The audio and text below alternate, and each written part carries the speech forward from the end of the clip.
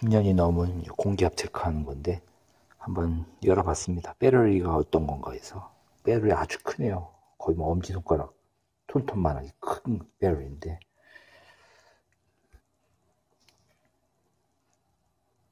네, 일본에서 나온 파나소닉 2032, 네, 3V짜리. 글쎄요, 이게 배보다 배꼽이 클 수도 있겠네요. 한번 체크해봐서, 이게 꽤 오래전에 썼던 거라, 되도록이면 한번 써보려고 분해해봤습니다. 공기압 체크하는 거. 요즘은 싸죠, 사실. 몇천 원 안 하는데. 싼 걸 발견했습니다. 일본에서 만들어진 건데, 두 개에 2불 95, 한국 돈으로 뭐 3천 원도 안 하죠. 네, 캐나다 달러입니다. 2불 95. 환율 때문에 한 3천 원 하겠네요. 네, 이 정도면 괜찮죠. 아까 그 공기압 체크하는 거 안반 싼 거 사도, 뭐, 이거보다는 훨씬 비쌀 테니까요.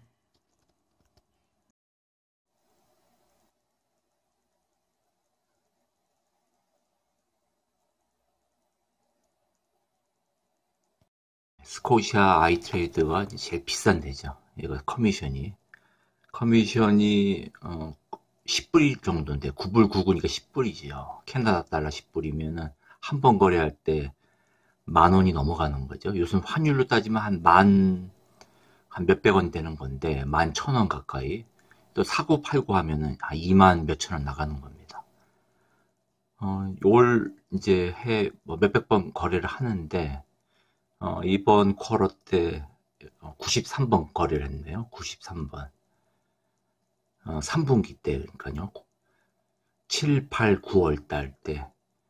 근데 물론 이제 150번 이상 하면 좀 싸집니다. 뭐 4불 9구로 되니까 한 반값으로 되는 건데, 뭐 이러려고 거래를 많이 할 필요가 없죠. 예전에는 이제 좀 거래를 많이 해서 커미션을 낮추려도 했는데, 그럴 바엔 회사를 옮기는 게 낫죠. 이건 스코시아 뱅크하고 연결된 아이트레이드. 대신 이제 거래를 많이 안 하기 위해서 여기는 거래하기 직전에 이제 트랜스퍼해 옵니다. 자기 스스로 이제 이제 자주 하게 되는 이유는 손이 저절로 가는 경우가 많죠. 차트 보다 보면은. 그래서 아예 그냥 항상 주말 직전에는 밸런스를 제로로 만들어 놓죠. 어느 정도 이런 컨트롤 할 수 있는 그런 게 필요합니다. 거래를 뇌동매매 혹은 추격매매 하는 것이 가장 안 좋은 결과를 빚기 때문에, 지금 이 어카운트는 제 나름대로 일주일에 하루만 하도록 아주, 현재까지는 아주 지키고 있는데, 어기면 안 되죠. 뭐 자기 원칙을. 그렇게 되면은 이제 원칙을 어기면은, 뭐 처음에는 뭐 그냥 뭐 다음에 또 지키지 뭐 이런 식으로 나갈 수 있지만은, 제가 볼 때는 이제 개미 투자자들은 자기 스스로 원칙을 만들어내는 게 좀 중요하다 생각합니다. 네, 이거는 이제 캐나다의 CIBC 은행하고 연결된 엣지라는 그런 회사에서 운영하는, 지금 이게 TFSA 어카운트인데, 텍스 프리 세이빙 어카운트 약자입니다. 한국말로 하면 이제 세금 면제가 되는, 세금을 안 내는 그런 어카운트죠. 캐나다에서 이제 이런 어카운트가 개인적으로 다 이제 회사원들 보면은 가지고 있더라고요. 근데 다만 이제 자기가 직접 운영하는 것보다는 이런 기관에다가 맡겨가지고 하는 경우가 많죠. 이건 제가 직접 운영을 하긴 하는데, TFSA 어카운트를 이제 여러 군데 나눠놨는데, 은행마다 이제 할 수가 있으니까요. 이건 이제 CIBC죠. 주로 여긴 천연가스 이제 단타 매매를 많이 하는데, 어카운트도 한 두 개 쪼개놔가지고 하나는 단타만, 그러니까 이제 하루에 최소한 1% 이상 그런 이익 날 때 치고 빠지는 그런 것만 주로 하고, 또 하나는 변동폭이 4% 넘어갈 때, 원래는 5% 넘어갈 때 했었는데 5% 하다 보니까 거의 들어갈 수 있는 날이 며칠 안 돼가지고 1년에 따져도 몇 달 해보니까, 그래서 이제 변동폭을 한 4%로 잡았습니다. 4% 넘어가고 이제 5% 근접할 때, 이러니까 조금 이제 한 달에 몇 번 들어갈 날이 생기죠. 네, 그때만 이제 들어가서 이제 주로 이제 반전 어카운트, 반전 매매를 할 때, 반전 역추세 매매할 때 쓰는 어카운트죠. 네, 현물가 차트. 천연가스는 이제 어카운트를 ETF는 그런 식으로 몇 군데 이제 해놔가지고, 어, 대부분 뭐 100%는 그렇지 않지만은 거의 한 10번에서 한 8번 혹은 9번 이렇게는 반전 매매, 역추세 매매로 주로 하고 있습니다. 물론 추세 매매로 갈 때도 있는데 추세 매매는 주로 이제 여름, 한여름, 뭐 한겨울 어느 한쪽으로 이제 추세가 완전히 쏠렸을 때 그때 주로 이제 가는 편인데 글쎄 뭐 올 여름은 물론 ETF가 2달 후 선물을 추종해서 그렇지만은 보면 이제 한여름 12시 한번 봉으로 봐야 보이죠. 네, 도리어 이제 한여름에 들어갈수록 가격이 떨어지죠. 네, 지금 보면 8월 달 내내 뭐 하방 장세 이어갔고 9월 돼서 조금 이렇게 반등세 돌아선 거죠. 그리고 나서 다시 9월 중순에서 꺾이고 있는 그런 모습이죠.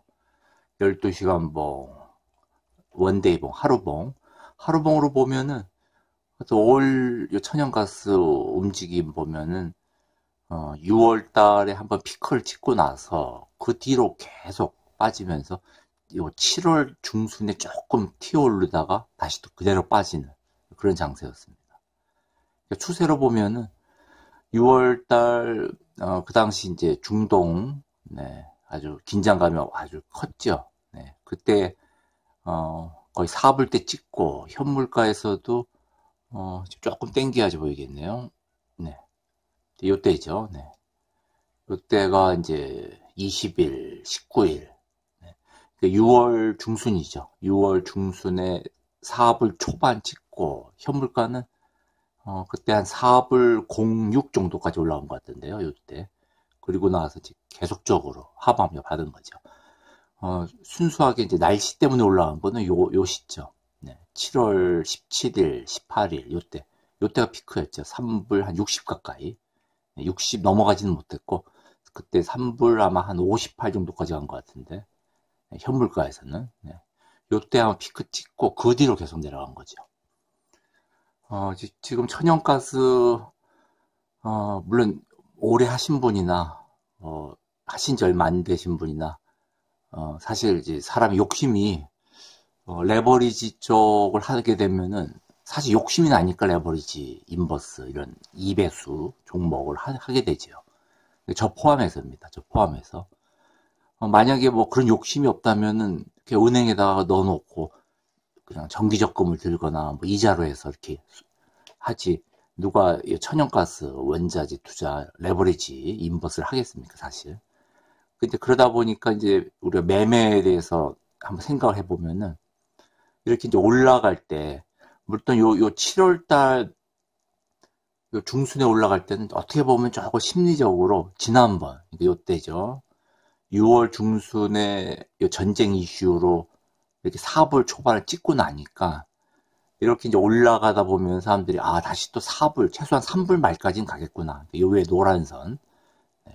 3불 요 75, 이제 현물가에서는 지지 저항 라인인데, 요 정도까지는 한번 찍지 않을까 하는 생각들을 많이 했겠죠. 저도 사실 그렇게 믿었으니까.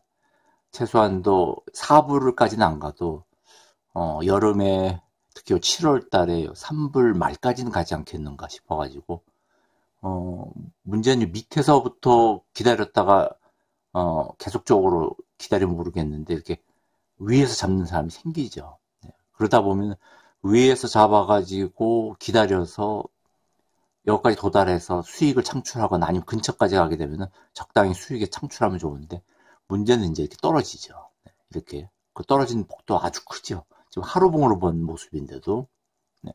그리고 떨어졌을 때 불과 며칠 만에 지난 요 단기 저점 밑에까지 내려가게 되죠. 이렇게 되면 참 문제인 거죠. 문제는 이제 요 정도에서 진입을 하고 떨어지니까 요 정도에서 또 물타기를 하게 되죠. 물타기를 해서 조금 반등할 때 물타기로 빠져나오면 그나마 다행인데 그리고 나서 이제 계속해서 떨어지는 거죠. 정확히 2불 64까지 떨어졌는데, 현물가는.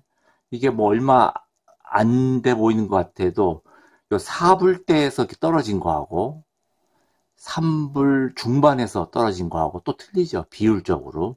예. 그리고 또 2불대 들어가게 되면은, 지금 요 핑크 라인이 3불인데, 2불대에서도 요 본봉의 크기가 작아도, 요 3불대, 4불대보다 조금만 떨어져도 사실 퍼센트로는 더 크지요. 점점점. 네, 그래서 결국은 2불 말, 3불 초반에 뭐 진입했다 하더라도 혹은 물타기 하면 2불 64에 도달하면 반토막이 나버립니다. 아마 저 위에서부터 들어가면 없다고 보고 이미 강제 청산됐겠죠. 100% 현금을 하지 않는 한은. 또 100% 현금을 한다고 그래도 뭐 4불 돼서부터 계속 물타기를 했어요. 그러면은 제가 봤을 때는 뭐 2불, 우리가 올해 최저점 도달한 요 2불 60대 가까이 도달하면 거의, 뭐 제가 봤을 때는 한 80% 마이너스 된다고 봐야 됩니다. 물타기를 안 하고 그냥 있었어도. 네, 그렇게 되니까는, 요 2불 한 60대 가까이, 정확히는 2불 64 가까이 떨어졌었는데, 현물가에서는. 네, 여기서 또 이제 반등해서 이제 올라가는 건데, 문제는 요 며칠 사이에 또 거의 한 요 밑에서부터 따지면은 3불 13에서부터 좀 내려오는 거니까 2불 64에서 올라갔다가 거의 또 반토막 가까이 또 되고 있죠. 네, 이런 상황이죠. 네, 오늘 뭐 장 시작하기 전에 한번 또 천연가스 위치, 한번 현재 위치가 어떤가 살펴봤습니다. 9월달 지금 중순을 이제 넘어가니까 이제 이제 이번 주 진행되면 이제 9월 말로 가는 거죠. 정확히는. 네, 이런 상황에서 지금은 뭐 더위가 뭐 추가적으로 오냐 안 오냐 그 따지는 문제가 아니고 추위가 어떻게 될지 뭐 그런 거에 갈려 있죠. 현재 롱이나 레버리지 입장에서는. 그리고 선물 하니까 11월, 그리고 좀 있으면 이제 12월 추종하게 되면은 그야말로 올 한겨울에 어떻게 또 날씨 변화가 일어나는지 거기 또 연관이 크고, 그다음 정치적으로는 이제 러시아 우크라이나 전쟁이 또 어느 쪽으로 흘러가서 갑자기 또 종전이 돼가지고 그런 문제가 또 발생할 거고요. 하여튼 뭐 수요 측면에서 보면 또 중국에서 또 경제 지표 또 발표할 때 과연 얼마나 또 안 좋은가에 따라서 잘못하면은 경기 침체로 어떤 큰 이슈가 오면은 이 원자재 시장, 특히 에너지 쪽은 경기 침체 큰 게 한번 오면은 뭐 가격대가 엄청나게 떨어지니까요.